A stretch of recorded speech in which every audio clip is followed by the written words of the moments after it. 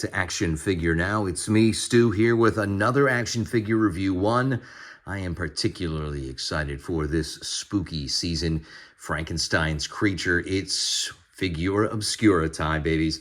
Oh, man, Four Horsemen Studios just knocking this out of the park every single time they do it. It's a great line of kind of off-the-beaten-path figures.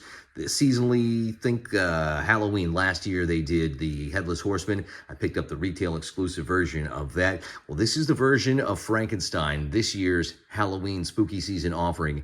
It's coming to us from the Four Horsemen. I picked it up online. $87.05, I think, was the total, shipped all the way out the door into my stoop. And really excited to dive into this because you know you're going to get quality with the Four Horsemen.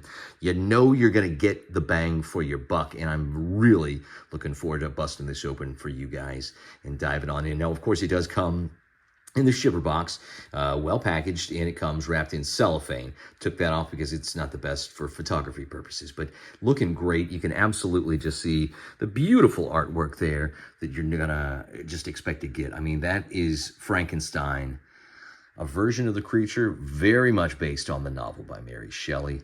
And that's really what they're going for here. And it looks fantastic. We'll flip this bad boy over and take a look there. Again, just amazing artwork. You know, if you're not a person who typically goes for the packaging, this type of work is really going to change your mind, I think. You've got a great image there of the monster himself, the creature, and then a rundown, basically a really great synopsis of the novel itself. And before we actually bust it all the way open, one cool thing about Figura Obscura, you know, all the figure packaging, like Jacob Marley's last year for Christmas, magnetic features on it so that you can just kind of pop the front little slip case off.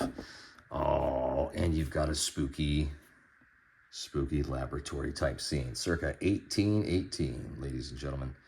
Loving that very, very much. And it just goes as a nice little backdrop. But of course, meat and potatoes, this is what we're here for. This is the reason we showed up to play today. It's Frankenstein's creature, Figura Obscura. We're going to bust it out here, get it out of the glare. But man, really great stuff here. Again, this is based on the novel, not any movie that, well, at least not any movie version from Hammer or Universal there. So excited to bust in to another Figura Obscura review with Action Figure Now. Front view of our good friend, Frankenstein's creature. Yeah, looking really good. We got 3 heads here. Slab, lab table. We've got some fun 19th century scientific doohickeys, bell jar for this fun little head back here. Oh, man. And the really cool thing is there are some various options. If you've already seen a little bit about this online, you know that there's some options as far as how you can kit him out. He's got removable feet. But yeah, let's get ready to bust this guy open because I am really, really chomping at the bit there. Oh, man, Figura Obscura. This is just the itch that I didn't know I needed scratched, and it is just the perfect thing to come along here at this time of year. Well, all right, I've got him popped out of the box, and it's pretty glorious. Did a few swaps already to kind of get it from what, in my mind's eye, would be the chronological start of the creature all the way up till the end of the novel. And speaking of, you get a really cool booklet here with some good artwork. List of the creative team that worked on this, that put all this together. And then it's got some great stuff about Mary Wollstonecraft Shelley, information about her, then excerpts from the book and some really great artwork there. That's just phenomenal. So that's really cool that they're doing that. They did something very similar with the Figura Obscura release of Jacob Marley last year with A Christmas Carol. So just really cool. So if you're a fan, if you're coming at this, you know, as a fan of literature and you're getting into the action figure world, good on you, my friends. You've taken your first step into a larger world. And if you're just coming at this from a fantastic action figure, this is going to give you more information about the legitimate birth of the Gothic novel and just the industry of horror that would come so long after. Just great stuff. Anyway, here is the creature himself. I have swapped off the head. It came with this guy here. with the, I mean, and that's just phenomenal. I mean, that is just absolutely gorgeous. Well, as gorgeous as a creature like that could be. A face that only a mad scientist could love. And then we've got this version here, friends, which is a bald head, which I'm going to say approximates very well.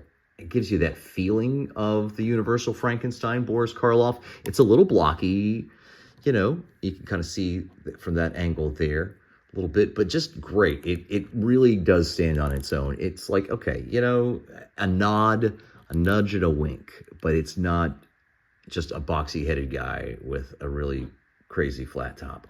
Really cool head sculpt there. So in my mind's eye, he's starting off like this on the operating table, and you can just see all of the stitch in there. I mean, that is just crazy cool. You know? I mean, in the novel itself, he's supposed to be this concoction of just like human and animal parts that's like nearly 8 feet tall. I mean, like he's huge.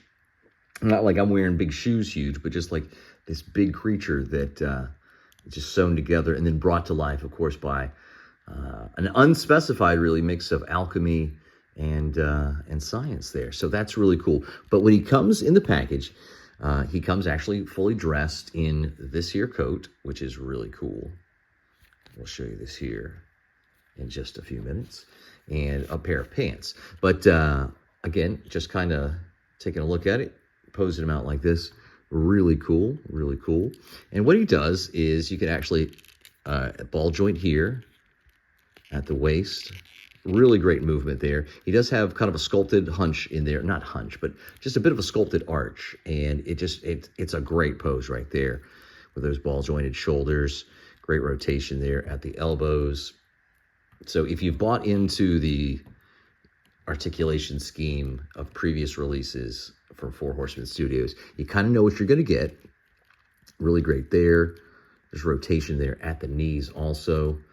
Great rotation there. And at the feet, which are swappable as well. And we'll show you that here coming up. So, okay, cool. So this is really great. You know, if you want him like, oh my God, I exist and I don't like it. Like a teenager, very, very angsty. Cool. So he runs out, he goes, and well, you know, you can't stay naked forever. So you got to find some pants. Just like Solomon Grundy, Frankenstein wants pants too. So he'll pop off like this. Take the loincloth of doom. Then you've got full frontal Frankenstein here. But that's what you get there. And then he's got this guy here. So it's kind of like a little waist piece. And if I put it on right, that'll probably help things. So a little waist piece like that. And then you take the pantalones and then put them back on. And basically, you reconnect. And then you'll have Fashionista Frank. So legs just go in like that. And again, the pants themselves have a little bit of Velcro right there. Be careful. They seem firmly made. It doesn't seem like anything's going to happen. But again, anything of this scale, you definitely just want to, better safe than sorry. Pull up his pants over his little Franken butt. Very nice, very nice. And that just kind of gives him a little bit more of a, kind of hides the joint, basically, is what this is here to do. Just give a little bit more of a, cool. And then we reconnect the Frankenstein's monster. And it just, yeah, here we go. Needs a little bit of a pop. Reapply the Velcro on his pantalones. And then you can, of course, tie that back up. Or not, you know, free country. Really cool. Big old Franken feet, which are removable. And then you can put on the boots that are very, very reminiscent of good old 1930s Frankenstein. And that's just really cool. Yeah, and of course, after you see the Franken feet, you got to see his Franken fists of fury and these sweet hands. So these are the gritty, kind of ghouly hands. As you can see, just, I mean, that's fantastic, dude. It doesn't get much better. I mean, you can see the great detail there in the, oh man, in the cadaverous flesh just sewn together. That's super cool. Awesome sauce right there. Loving that. And of course, as our good friend Frank goes through this weary world, he gets angry, he gets upset, he feels the stress, and he gets a little angsty. That's a really cool head right there. Loving this head sculpt. This is the angry, bald, again, still kind of blocky there for what it is. A little reminiscent of your 1931 Frankenstein from Universal. Really cool there. And then, of course, the final head. After he's been out in the wild world, he's wandered, he has questioned the nature of his existence and trying to find Dr. Frankenstein. And he's got a sweet coif, which, you know, it's basic. It hides the shape of the head. This one doesn't look blocky at all. It just looks like, you know, almost like the lead singer of Typo Negative did back then. I'm not to say that he was, you know, cadaverous and gross, but, you know, got long hair. Anyway, fantastic. Great head sculpt there. I'm going to pop this on real fast.